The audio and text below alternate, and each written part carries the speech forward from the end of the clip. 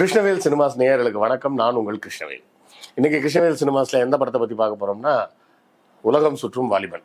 எதுக்காக உலகம் சுற்றும் வாலிபன் அப்படின்னா வேற ஒன்றும் இல்லை.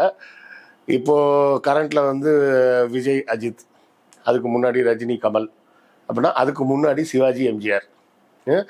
இப்போ எப்படி விஜய், அஜித் ரசிகர் எல்லாம் அடிச்சுக்கிறாங்களோ, அவங்க தாத்தா இல்லை அவங்க அப்பா எல்லாம் வந்து அவங்கள திட்டுறாங்கல்ல, ஏன்டா அப்படி சினிமா அடிச்சுக்கிறீங்க அப்படின்னு. அந்த தாத்தா எல்லாம் ஒரு காலத்தில் எம்ஜிஆர், ரஜினி, சிவாஜி, எம்ஜிஆர் சிவாஜின்னு அடிச்சுக்கிட்டாங்க தான். அது மாதிரி திட்டக்கூடிய அப்பாக்களும் ஒரு காலத்தில் ரஜினி கமல்னு அடிச்சுக்கிட்டவங்க தான். ஸோ அவங்கெல்லாம் ரொம்ப நல்லவங்க, இன்னும் நம்மளை தான் திட்டுறாங்க அப்படின்லாம் நினச்சிக்காதீங்க. எல்லா காலகட்டத்திலும் யாரோ ஒருத்தர் இது மாதிரி தான் இருந்திருப்பாங்க. அது அவங்க அப்பா அம்மா திட்டிகிட்டு தான் இருந்திருப்பாங்க. எம்ஜிஆர்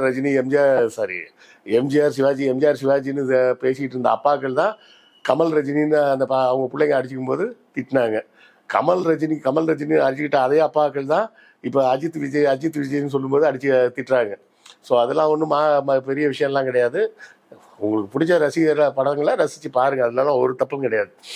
இப்போ நம்ம நேற்று வீடியோவில் வந்து சொல்லியிருந்தோம், 1969 முதலில் வெளிநாட்டில் எடுக்கப்பட்ட திரைப்படம் சிவந்த மண் அப்படின்னு. இரண்டாவது எடுக்கப்பட்ட திரைப்படம் உலகம் சுற்றும் வாலிபன். ஏன்னா அப்போல்லாம் அந்த ரசிகர்கள் பூரா போட்டியே இப்படிதான். இந்த ஹீரோயின் கூட சிவாஜி நடிச்சார், பத்தியா சிவாஜி தான் நடித்தார், எம்ஜிஆர் நடிக்கல. அந்த உடனே அடுத்த படத்தில் எம்ஜிஆர் கூட அந்த நடிகை ஹீரோயின், எம்ஜிஆர் கூட ஹீரோயின்.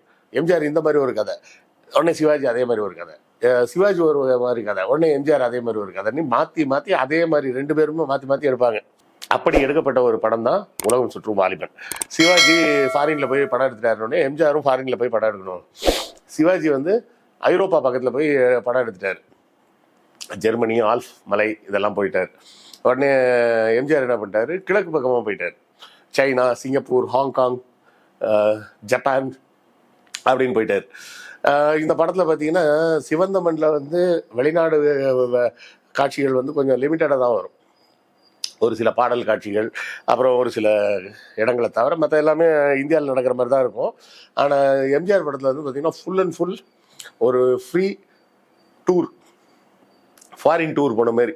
நீங்கள் அந்த படத்தை பார்த்தீங்கன்னா 1973 சிங்கப்பூர் எப்படி இருந்தது, மலேசியா எப்படி இருந்தது, ஹாங்காங் எப்படி இருந்தது, ஜப்பான் எப்படி இருந்ததுன்றதெல்லாம் நீங்கள் பார்க்கலாம். அது அப்போவே எந்த அளவுக்கு முன்னேற்றமாக இருந்தது அப்படின்றத நீங்கள் பார்க்கலாம். அதுக்கு ஒரு நல்ல வாய்ப்பு.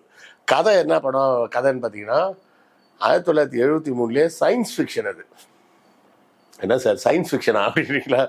ஆமாம், எம்ஜிஆர் நடித்து வந்த சயின்ஸ் ஃபிக்ஷன் கதை. ஆனால் சயின்ஸ் ஃபிக்ஷனாக இருந்தாலும் எம்ஜிஆர் வந்து சில விஷயங்களை வந்து அவரோட படங்களில் வந்து ரொம்ப கவனமாக வைப்பார். ஹீரோவோட பேர் பார்த்தீங்கன்னா வேலன், முருகன், ராஜு, இப்படி சாதாரணமான பேராக வைப்பார். அதை காமனாக எல்லாரும் வைக்கக்கூடிய பேர் தான் வைப்பார். அதுலேருந்து பின்பற்றி தான் இப்போவும் உள்ள ஹீரோக்களும் அதே மாதிரி ஒரு சாதாரண பேராக வச்சாதான் கனெக்ட் ஆக முடியும் அப்படிங்கிறது. அதே போலவே எம்ஜிஆரோட படங்களில் பார்த்தீங்கன்னா திருமண காட்சிகள் வந்ததுன்னு வச்சுக்கிங்களேன், அதில் தாலி கட்டுற மாதிரி சீனாக இருக்காது. எல்லாரும் பூ போடுவாங்க, ரெண்டு பேரும் மாலை போட்டுட்டு நிற்பாங்க, பூ போடுவாங்க, மங்கள இசை வாசிக்கும், தாலி கட்டுற சீன் வராது. ஏன்னா அப்போல்லாம் அவர் அண்ணாவின் தம்பியாக ரொம்ப தீவிரமாக சுயமரியாதை மற்றும் திராவிட கொள்கைகளில் இருந்த காலகட்டங்கள். அதனால் அவர் படங்கள் அந்த மாதிரி இல்லை. அவரோட கடைசி படம் வரக்கூட அவர் எந்த படத்துலையும் எம்ஜிஆர் தாலி கட்டிய காட்சிகள் எதுவுமே வராது. சரி, மற்ற எல்லாம் சொல்கிறீங்க, கதைக்கு வாங்கன்றீங்களா, சயின்ஸ் ஃபிக்ஷன் என்னன்றீங்களா? என்ன சயின்ஸ் ஃபிக்ஷன்னா, முருகன் அப்படின்னு ஒரு விஞ்ஞானி, முதல் காட்சியே இதுதான், வெற்றி வெற்றி வெற்றி நான் கண்டுபிடிச்சிட்டேன் அப்படின்னு பேர். அப்படி சொல்லி தான் படமே ஆரம்பிக்கும். என்ன அப்படி கண்டுபிடிச்சாரு அப்படின்னு பார்த்தீங்கன்னா, மின்னல் அடிக்குது பார்த்தீங்களா, அந்த மின்னலோட சக்தியை ஸ்டோர் பண்ணி ஒரு இடத்துல வைக்கிற மாதிரி ஒரு கருவியை கண்டுபிடிச்சிட்டேன் அப்படின்னு பேர். அப்படி மின்னல்ல இருந்து வர்ற எனர்ஜியை ஃபுல்லாக ஒரு இடத்துல ஸ்டோர் பண்ணி அதன் மூலமாக ஒரு ஆயுதத்தை உருவாக்கலான்ற அளவுக்கு கண்டுபிடிச்சிட்டேன் அப்படின்னு பேர். இதுதான் அவரோட ஸ்பெஷாலிட்டி. இதை வந்து ஜப்பானில் நடக்கக்கூடிய ஒரு இன்டர்நேஷ்னல் கான்ஃபரன்ஸ்லேயே, ஜப்பான்லேயோ ஹாங்காங்லேயோ எங்கே ஒரு இடத்துல நடக்கக்கூடிய ஒரு இன்டர்நேஷ்னல் சயின்டிஸ்ட் கான்ஃபரன்ஸில் போய் அவர் எஸ்டாப்ளிஷ் பண்ணி அதை பற்றி விரிவாக சொற்பொழிவெல்லாம் ஆற்றுவார். அப்போ இவருக்கு ரைவலாக இன்னொரு சயின்டிஸ்ட் இருப்பார், அவர் பேர் பைரவன். பைரவன்றது வேற யாரில் அசோகன் அந்த காலத்தில் உள்ள மிகப்பெரிய ஒரு வில்லன் நடிகர். அவர் நானும் இதை கண்டுபிடிச்சேன் ஏற்கனவே, இதெல்லாம் இவர் ஒன்றும் புதுசாக சொல்கிறாரு, நான் ஏற்கனவே கண்டுபிடிச்சேன் அப்படின்னு அவர் பதிலுக்கு சொல்லுவார். சரி உங்களை காட்டுங்கன்னா நான் அப்புறமா காட்டுறேன் அப்படின்னு சொல்லிட்டு போயிடுவார். போயிட்டு இந்த எம்ஜிஆர் பிடிச்சி மிரட்டுவார், உனக்கு 100 கோடி ரூபா தந்துடுறேன், அமெரிக்க டாலர்லேயே தரேன், அந்த ரகசியங்களை எனக்கு கொடுத்துரு, இன்னொருத்தன் வாங்குறதுக்கு ரெடியாக இருக்கிறான் அப்படின்னு டீல் பேசுவார். ஏன் இந்த டீல் பேசுகிறாருன்னா, இதை டெமான்ஸ்ட்ரேட் பண்ணி காட்டுறேன்னு சொல்லிட்டு எம்ஜிஆர் வந்து டெமான்ஸ்ட்ரேஷன் காட்டுவார். காமிச்சு ஒரு குறிப்பிட்ட பகுதியில் அந்த இடத்துல ஒன்றுமே இல்லாமல் அழிச்சிடுவார். இவ்வளோ பெரிய மின்னலை சேகரித்து வச்சு இது மாதிரி பண்ண முடியும் அப்படின்னு சொல்லி அவர் டெமான்ஸ்ட்ரேட் பண்ணி காமிச்சோடனே இதை பிடிங்க இவர்கிட்ட வாங்கிடணும் அப்படின்னு பார்ப்பார். அதுக்குள்ளே இந்தியா திரும்பிய எம்ஜிஆர் என்ன பண்ணுவார், அவர் ஆராய்ச்சி செஞ்ச அந்த ஆராய்ச்சி கொண்டு அந்த பேப்பர்ஸ் எல்லாம் இருக்குல்ல, அதெல்லாம் போட்டு எரிச்சிடுவார். அந்த பைரவனுக்கு தெரிகிற மாதிரியே வச்சு எரிச்சிடுவார். இது வந்து மனித குலத்துக்கே ஆபத்தாக போயிடும், அதனால் நான் இதை கொடுக்க மாட்டேன் அப்படின்னு எரிச்சிடுவேன்னு எரிச்சிட்டார். எரிச்ச உடனே இப்போ என்ன பண்ணுறதுன்னு தெரியாமல் முடிச்சிட்டு இருப்பேன் பைரவன்.